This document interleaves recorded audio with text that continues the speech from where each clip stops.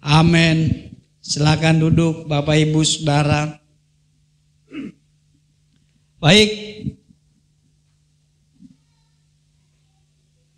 Kiranya Tuhan memberkati jemaat yang masih berlibur hari ini, menyertai dalam setiap liburan mereka. Firman Tuhan pagi hari ini kita berbicara tentang iman mengusir kekhawatiran. Iman mengalahkan kekhawatiran. 1 Petrus pasal yang kelima ayat yang ke-6 sampai 11. Kita lihat Alkitab kita bersama-sama. Surat Petrus yang pertama ayat yang ke-6 sampai ayat yang ke-11. Saya bacakan buat kita semua. Karena itu, rendahkanlah dirimu di bawah tangan Tuhan yang kuat, supaya kamu ditinggikannya pada waktunya. Serahkanlah segala kekhawatiranmu kepadanya, sebab Ia yang memelihara kamu. Waspadalah dan berjaga-jagalah. Lawanmu si iblis berjalan keliling sama seperti singa yang mengaum-aum dan mencari orang yang dapat ditelannya. Lawanlah dia dengan iman yang teguh, sebab kamu tahu bahwa saudara-saudaramu di seluruh dunia menanggung penderitaan yang sama.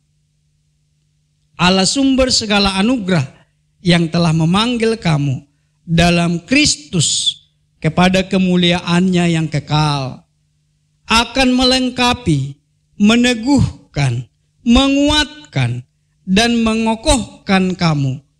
Sesudah kamu menderita untuk sementara, Dialah yang punya kuasa sampai selama-lamanya. Amin. Bapak Ibu Saudara, kenapa seringkali kita melihat dalam Alkitab kita tentang kata kekhawatiran? Ya, janganlah kamu khawatir. Kalau berbicara tentang kekhawatiran yang dituliskan dalam Alkitab kita, janganlah kamu khawatir akan hidupmu, serahkanlah kekhawatiranmu kepada Tuhan. Artinya bahwa sifat manusia itu rentan dengan kekhawatiran itu, saudara. Kalau Alkitab kita berulang-ulang berbicara tentang kekhawatiran, berarti ini adalah satu masalah yang serius di dalam perjalanan kekristenan, di dalam pertumbuhan iman. Janganlah kamu khawatir berarti manusia itu seringkali mengalami kekhawatiran itu. Itu makanya bahwa khawatir itu adalah sifat manusiawi yang senantiasa ada di dalam diri seseorang tersebut. Kalau dikatakan serahkanlah dan janganlah khawatir, artinya bahwa kita tidak boleh dikuasai oleh kekhawatiran itu. Lalu bagaimana kita bisa melawan kekhawatiran tersebut? Kalau kita lihat di dalam Matius pasal 13 ayat yang ke-22, perumpamaan tentang penabur benih itu, dikatakan di situ bahwa kekhawatiran dunia menghimpit firman yang mereka dengar, sehingga tidak bertumbuh di dalam kehidupannya. Artinya bahwa kekhawatiran itu adalah musuh daripada iman kita. Oleh sebab itu, kita harus melawan kekhawatiran tersebut. Lalu bagaimana caranya? Kalau kita lihat di ayat yang ke-6 dimulai di sana, karena itu rendahkanlah dirimu di bawah tangan Tuhan yang kuat. Merendahkan diri di hadapan Tuhan. penting sekali bahwa dalam mengatasi kekhawatiran dimulai dengan merendahkan diri.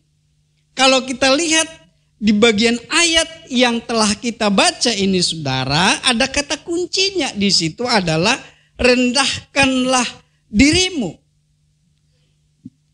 Bapak Ibu Saudara, saya baca sebuah buku yang ditulis oleh Peter Wagner tentang kerendahan hati. Lalu ditulis di situ di tahun 1950 ada dua penginjil yang terkenal di sana. Ada namanya Billy Graham. Siapa yang sering dengar nama Billy Graham? Ada juga William Branham. Pernah dengar saudara? Jarang dengar kan? Saya ketika baca buku ini pun saya lebih familiar dengan namanya Billy Graham dibandingkan William Branham. Padahal di tahun 1950 ini sangat terkenal mereka. Pelayanannya sangat luar biasa. Billy Graham itu penginjil dari kaum Injili, sedangkan William Branham itu adalah dari aliran Pentakosta. Bahkan di tahun 50-an William Branham ini lebih terkenal dibandingkan Billy Graham. Pelayanannya sangat dahsyat. Kalau dia bikin ibadah, bikin KKR, orang sakit, yang timpang, yang lumpuh, sembuh saudara dalam pelayanannya. Dalam buku itu saya baca. Dia lebih dahsyat pengurapannya, karya Roh Kudus di dalam kehidupan William Branham ini dibandingkan Billy Graham. Di dalam pelayanannya yang terus membawa dia semakin terkenal saudara. Lalu dia mengklaim dirinya, berpikir dia sebagai Elia yang mempersiapkan jalan untuk Tuhan. Sebagaimana dikatakan di dalam Maleakhi 4 ayat yang kelima. Dia mengklaim dirinya sebagai nabi terakhir yang akan mempersiapkan jalan untuk kedatangan Yesus. Menyombongkan dirinya di tengah pengurapan yang Tuhan anugerahkan baginya. Akhirnya apa yang terjadi dengan William Branham ini? Tuhan rendahkan dia. Di tahun 1965 dia mengalami kecelakaan dalam mobilnya.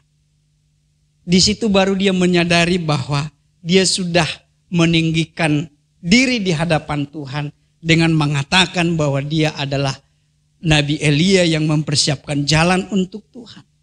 Dan akhirnya di tahun itu dia meninggal. Dia meninggal di usia 56 tahun. Hanya 15 tahun masa pelayanan dari 1950. Jauh berbeda dengan Billy Graham. Dia meninggal di usia 100 tahun. Ada 65 tahun dia melayani dimulai dari tahun 1950 itu. Kenapa? Dia tidak pernah meninggikan diri di hadapan Tuhan. Di awal pelayanan William Branham itu sangat dahsyat Tuhan pakai. Itu makanya Alkitab kita concern sekali dengan rendahkanlah dirimu di hadapan Tuhan.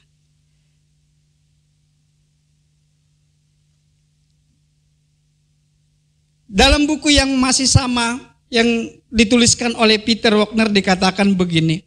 Mudah berpikir kita merendahkan diri di hadapan Tuhan.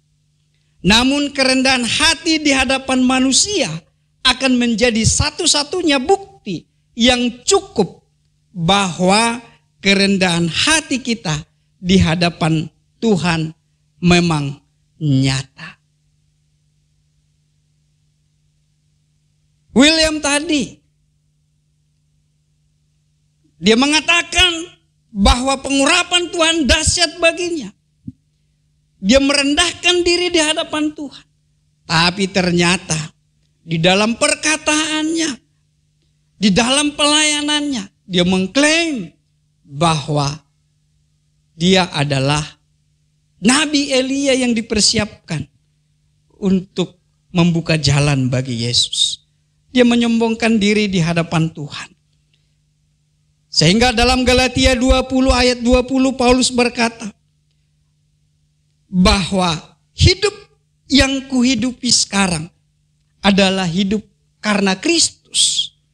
Merendahkan diri berarti menyadari bahwa hidup yang kita hidupi saat ini bukan lagi kita sendiri yang berdaya, melainkan Kristus yang hidup dan memerintah dalam kehidupan kita.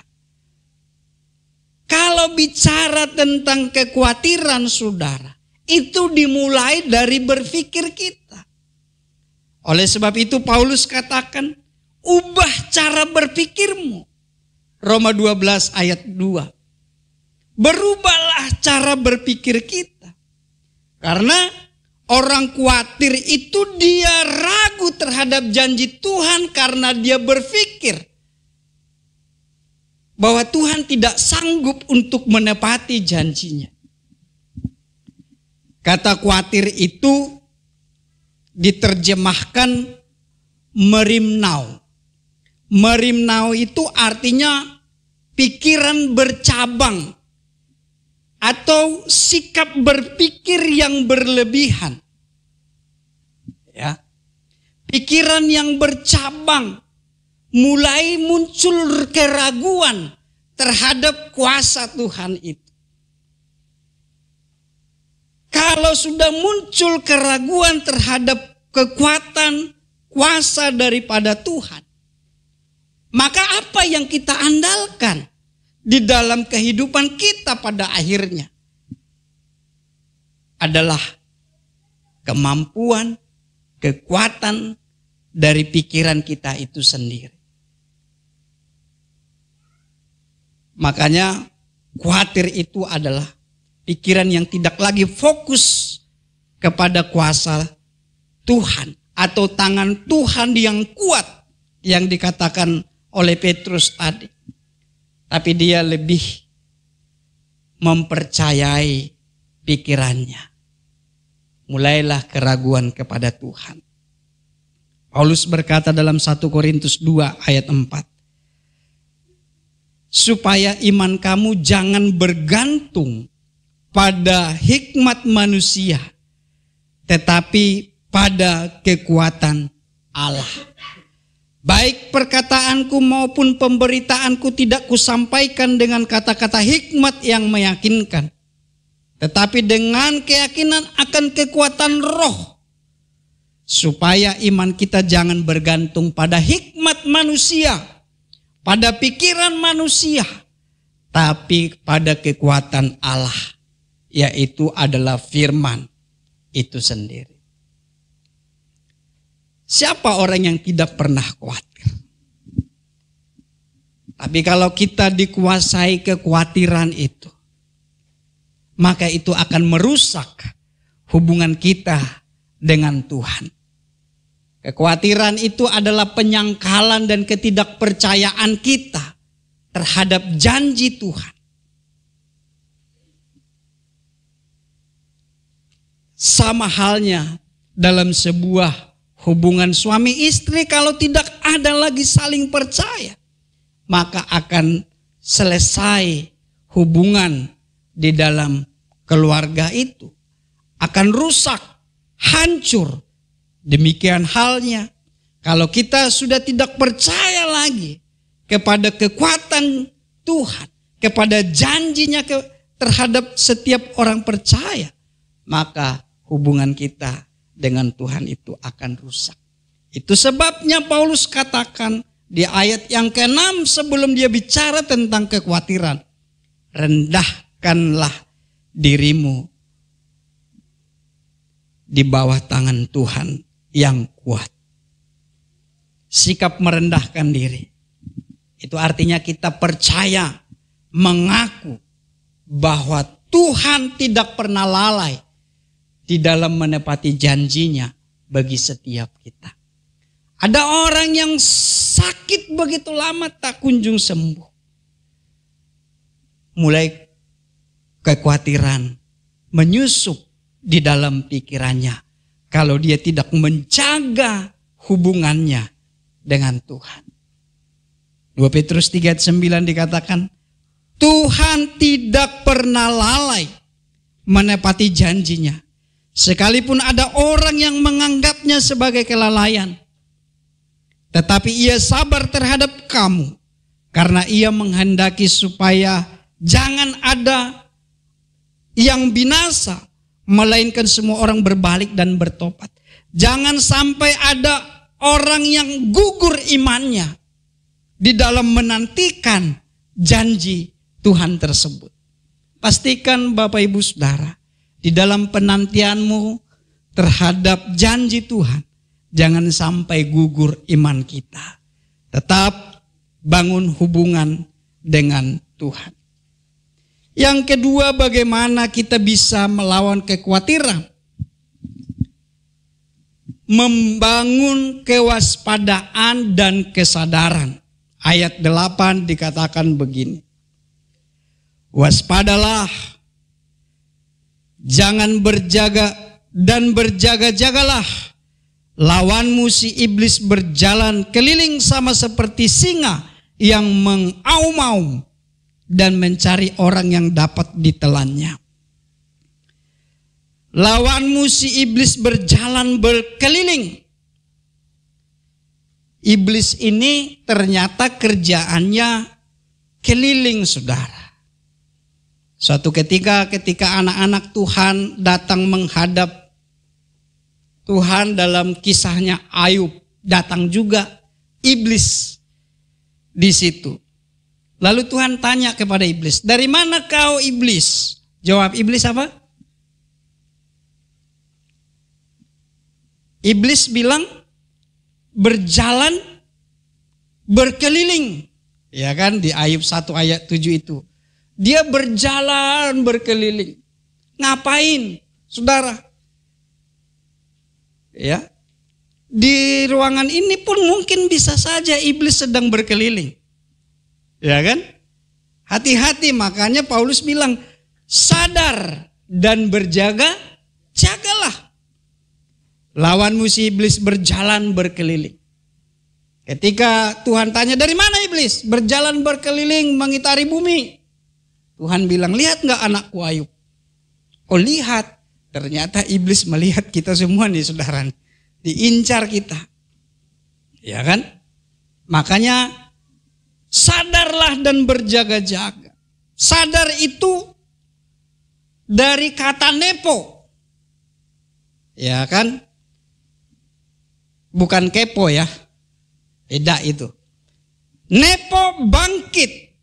Bangun. Jadi kalau saya kadang kalau habis pulang doa malam, kalau pulang ke rumah, bisa nyampe jam 12 di gerbang, kita klekson udah gak dibuka tuh gerbang sama security-nya. Udah tidur, kita buka sendiri, kita masuk, dia gak tidur, gak bangun juga. Iya kan? Padahal tugasnya apa? Harus berjaga-jaga kan. Dia dibayar berjaga-jaga terhadap penghuni komplek itu. Lah kalau maling datang dia nggak bisa memberitahukan. Orang tidur. Makanya nepo ini bangkit, bangun. Sama seperti kita semua ini lagi bangun nih semua.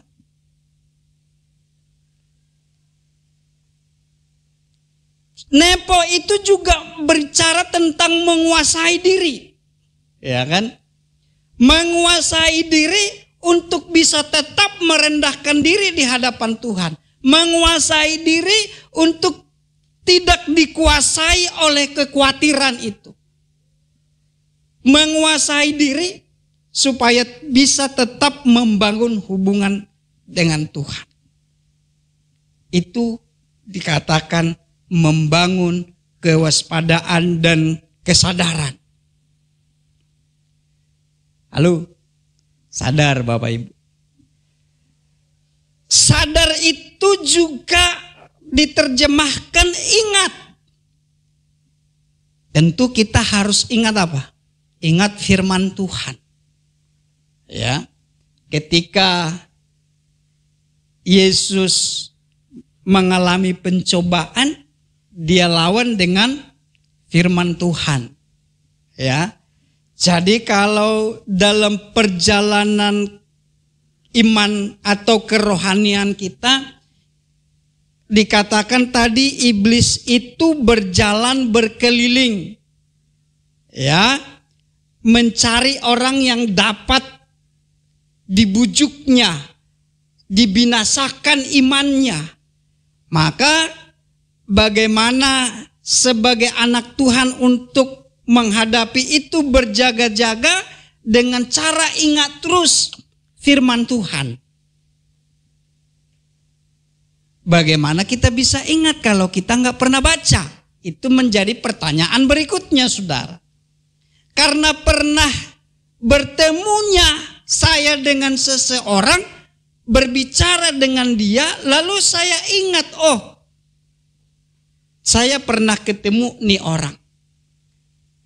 Tapi umpamanya saya dengan Pak Baing nggak pernah ketemu, lalu Pak Baing sapa saya, halo apa kabar, masih ingat saya? Lah, di mana ya? Saya akan bilang begitu, karena belum pernah saya ketemu, melihat dia, sehingga tidak ada dasar bagi saya untuk ingat. Tidak ada yang tertinggal dalam memori otak saya tentang wajah nama daripada Pak Baing ini.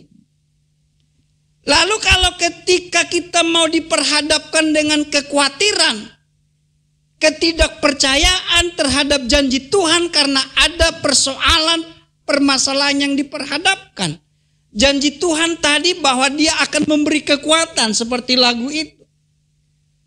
Lalu kalau saya tidak punya firman di dalam diri saya, tidak pernah saya baca, bagaimana saya bisa ingat untuk memperkatakannya terhadap situasi yang diperhadapkan terhadap saya tersebut? Karena adanya firman di dalam diri kita, maka kita perkatakan, saudara. Jadi jangan pernah berpikir bisa kita mengalahkan kekhawatiran itu kalau tidak ada firman yang bisa kita ingat. Dan itu kita pakai sebagai senjata untuk melawannya. Sadar, bangun, tidak tidur. Jangan pernah biarkan roh kita tertidur. Iman kita semakin redup.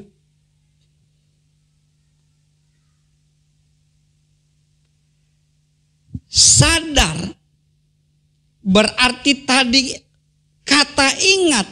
Ingat bahwa kita adalah debu tanah. Tidak ada yang mau kita sombongkan di dalam diri kita. Karena kita dijadikan dari debu tanah. Pernah Bapak Ibu biarkan debu yang ada di atas TV Bapak Ibu, atas lemari atau di kursi, dibiarkan sampai menebal? Tidak. Itu akan dilap, dibuang. Merasa sayangkah? Tidak kan? Karena nggak ada artinya itu debu. Jadi kita sebenarnya tidak berarti apa-apa tanpa roh yang Tuhan taruh dalam kehidupan kita. Itu artinya kita harus sadar bahwa kita ini lemah tanpa kuasa Tuhan. Sehingga kita kalau diperhadapkan dengan sesuatu yang berpotensi membuat kita khawatir, kita harus ingat bahwa ada roh Tuhan yang menghidupkan kita. Sehingga kita tidak mati binasa, saudara. Itu yang harus kita ingat. Bahwa kita adalah debu tanah. Tapi menjadi berharga. Karena Tuhan menaruh rohnya di dalam setiap kehidupan kita. Jangan biarkan roh itu padam di dalam dirimu. Isi terus, dicas terus saudara. Sekarang banyak mobil listrik. Kalau Bapak Ibu ke mall, sudah ada disiapkan di situ pengisian listrik terhadap mobil-mobil itu. Saya baca pemberitaan mudik ini di beberapa titik rest area sudah disiapkan juga untuk mengisi listrik bagi mobil-mobil listrik. Kalau mereka tidak mau mengisinya padahal sudah mulai habis, kira-kira mereka nanti bisa sampai tujuan mereka? Akan binasa di jalan saudara. Itu makanya debu tanah tadi berharga karena terus kita isi dengan roh Tuhan. Berdoalah senantiasa kepada Tuhan supaya hidup kita ini dipenuhi dengan roh-Nya tersebut. Itu yang menghidupkan kita. Kita harus sadar bahwa di sekitar kita ini ada si iblis yang mencari celah. Bagaimana bisa dia menjatuhkan kita. Jangan kita berpikir iblis itu tidak ada. Tidak ada kuasanya. Oh, dia punya kuasa, saudara. Dia punya kekuatan. Tapi ketika kita percaya kepada Tuhan, maka kuasanya tidak akan pernah bisa mengikat kita. Setiap saat kita harus membangun kesadaran, kewaspadaan. Karena lawan kita si iblis selalu mencari kesempatan untuk menyerang, menjatuhkan, menghancurkan kita. Yohanes 10 ayat 10 dikatakan, Pencuri datang untuk mencuri, membunuh dan membinasakan. Ya. Apa yang iblis curi dari setiap kita? Ya kan? Iblis itu mencuri pengenalan kita terhadap firman Tuhan. Sehingga dia bisa membinasakan kita. Itu tujuan iblis. Tidak pernah pada akhirnya cara kerja iblis itu mendatangkan kebaikan. Tapi di awalnya sepertinya baik. Sepertinya enak. Sepertinya memberikan jawaban yang tepat. Tapi ingat dikatakan membunuh dan membinasakanlah pada akhirnya. Tetapi Yesus datang untuk memberi kehidupan dan kehidupan dalam kelimpahan. Itu adalah pilihan dalam diri kita masing-masing. Itu sebabnya sikap yang perlu kita pelihara ketika melawan kekhawatiran adalah sadar dan berjaga-jaga. Karena kekhawatiran itu bisa menggeser kita dari kondisi kewaspadaan rohani, saudara. Kekhawatiran bisa menjadi celah di mana serangan iblis dilancarkan bagi kita.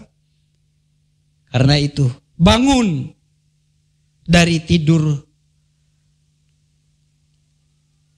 Ingat terhadap firman dan janji Tuhan. Mazmur 55 ayat 23 dikatakan, serahkanlah kekhawatiranmu kepada Tuhan, maka Ia akan memelihara. Kalau Matius katakan bahwa kekhawatiran tidak akan pernah memperpanjang umur kita, saudara. Amsal katakan bahwa kekhawatiran itu membungkukkan tulang. Jadi tidak ada positifnya jikalau kita dikuasai oleh kekhawatiran. Dan itu adalah cara iblis untuk membunuh iman kita, saudara. Lalu yang terakhir, bagaimana kita memalahkan kekhawatiran? Memiliki iman yang teguh. Lawanlah dia dengan iman yang teguh. Sebab kamu tahu bahwa saudara-saudaramu di seluruh dunia menanggung penderitaan yang sama. Iman dalam bahasa Ibraninya emunah. Kepercayaan, mempercayai. Iman dan amin itu memiliki akar kata yang sama. Aman atau eman. Ya. Jadi kalau amin itu min, artinya percaya, jadilah. Jadi kalau kita berdoa, meminta, memohon kepada Tuhan sudah amin, berarti kita sedang beriman. Terjadi seperti yang kita doakan itu. Suatu ketika ada seorang pendeta doa pengerja bersama di gereja untuk ibadah hari Minggu. Karena waktu itu musim hujan setiap hari. Lalu mereka sepakat berdoa minta supaya hari Minggu tidak datang hujan. Mereka berdoa bersama, amin. Pendeta lihat para pengerja yang datang ikut doa itu, perhatikan mereka datang dengan sukacita sambil memegang payung mereka masing-masing. Lalu pendetanya tanya, kenapa kalian bawa payung? Berjaga-jaga kalau datang hujan. Apa saudara kira-kira yang kurang dalam tindakan para pelayan itu? Mereka sudah amin, tapi masih tetap bawa payung. Kenapa bawa payung? Mereka masih ragu apa yang mereka doakan tentang hujan tadi. Mereka tidak percaya sepenuhnya ketika mereka minta supaya tidak datang hujan. Harusnya mereka tidak bawa payung. Karena imannya mengatakan bahwa hujan tidak akan datang. Tapi kalau mereka bawa payung, berarti mereka ragu dengan apa yang mereka doakan. Sering kan kita begitu. Iman itu harus dilandasi dengan tindakan. Makanya saya baca dalam buku Peter Wagner itu dianalogikanlah gagasan tentang iman itu diibaratkan sebuah tangga. Ya.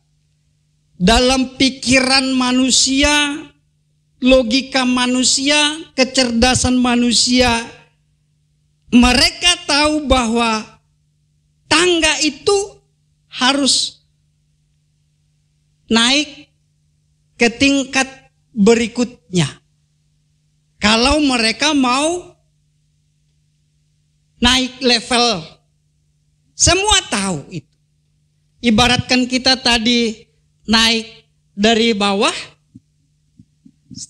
kita tahu bahwa ada anak-anak tangga yang sampai ke atas. Tapi kita tidak pernah bisa naik ke level berikutnya kalau kita hanya sekedar tahu, berpikir bahwa ini jalan ke lantai 2. Jadi Martin Luther katakan bahwa iman itu adalah mengambil langkah pertama. Bahkan ketika kita tidak dapat melihat keseluruhan tangga itu. Yang kita lakukan langkah awal. Naiki satu tangga. Sampai selesai kita menaiki anak tangga itu. Baru dikatakan bisa kita lihat keseluruhannya. Iman itu harus dimulai dari langkah pertama. Kalau mau mengalami naik level dalam kerohanian kita.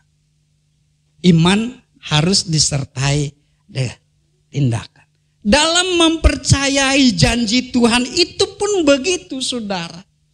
Jangan langsung berharap kita sampai kepada anak tangga yang terakhir. Kita belum melangkahkan dari awal anak tangga yang pertama. Saya punya uang, saudara. Karena Bapak Ibu tidak liburan, maka saya akan memberikan uang ini kepada Bapak Ibu. Siapa yang mau uang ini? Rudi mau uangnya. 2.000. Ini langkah awal.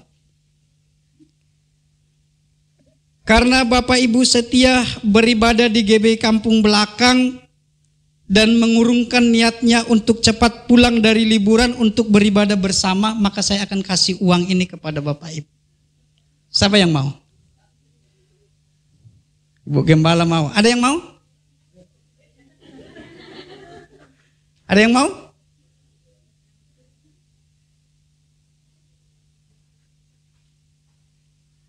$2.000 mungkin Bapak Ibu 2.000 beli aqua saja nggak cukup. Lalu 50.000 saya kasih, siapa yang mau?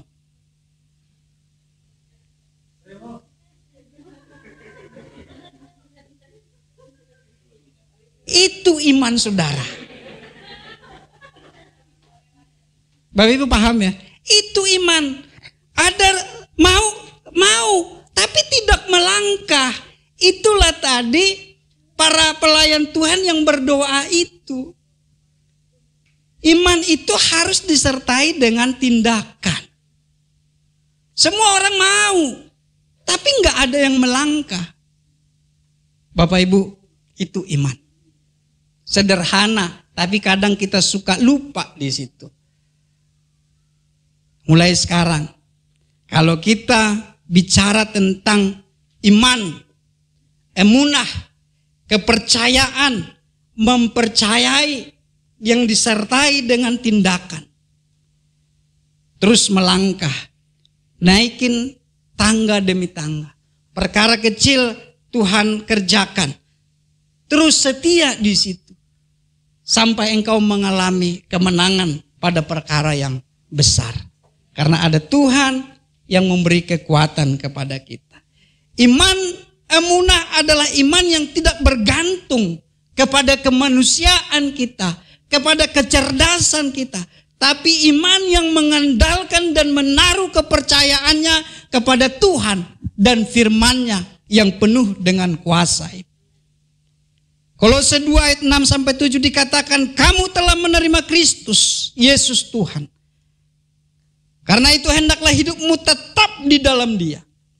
Hendaklah kamu berakar di dalam Dia, dibangun di atas Dia. Hendaklah kamu bertambah teguh dalam iman yang telah diajarkan kepadamu. Dan hendaklah hatimu melimpah dengan syukur. Menerima Kristus, kita adalah orang-orangnya. Oleh sebab itu dikatakan tetap di dalam Kristus. Berakar di dalam Kristus. Dibangun di atas Kristus. Berarti dasarnya harus Kristus. Teguh dalam iman kepada Kristus. Lalu hatimu melimpah dengan syukur. Iman kita harus dibangun di atas Kristus. Dasarnya Kristus. Kalau dasarnya Kristus, maka kita tidak akan pernah digoyahkan dengan berbagai ajaran yang muncul di luar sana. Yang sekarang ini sedang muncul Kristen progresif. Ya. Kekristenan yang bisa berubah sesuai dengan konteks zaman. Yang mengatakan bahwa Alkitab itu adalah bukan firman Allah. Ada kesalahan di dalamnya. Kuno. Kalau kita tidak dibangun di atas Kristus, mungkin kita bisa ikut dengan ajaran seperti itu. Yang dikatakan bahwa orang masuk surga itu bisa karena kebaikan. Tapi Alkitab kita dari dulu sampai sekarang mengatakan bahwa keselamatan hanya ada di dalam Kristus. Keteguhan iman dapat dibangun dengan senantiasa mengingat Kristus yang menjadi fokus iman kita, yang sanggup menolong dalam menghadapi persoalan, dalam menghadapi kesulitan, dalam menunggu jawaban atas setiap pergumulan. Tuhan tidak pernah ingkar janji. Iman yang teguh kepada Kristuslah yang dapat mengalahkan dunia. Sebab inilah kasih kepada Allah, yaitu bahwa kita menuruti perintah-perintahnya. Perintah-perintahnya itu tidak berat, sebab semua yang lahir dari Allah mengalahkan dunia. Dan inilah kemenangan yang mengalahkan dunia. Apa saudara? Iman kita. Siapakah yang mengalahkan dunia selain daripada dia yang percaya bahwa Yesus adalah anak Allah. Bertumbuhlah dalam iman dengan membangun persekutuan kita dengan Tuhan melalui doa dan firman-Nya. Maka percaya bahwa ada kekuatan tangan Tuhan yang menyertai kita untuk menghadapi si iblis yang mencoba membinasakan iman kita dengan memberikan kekhawatiran dalam pikiran. Hadapi dengan firman Tuhan. Tuhan Yesus memberkati. Haleluya.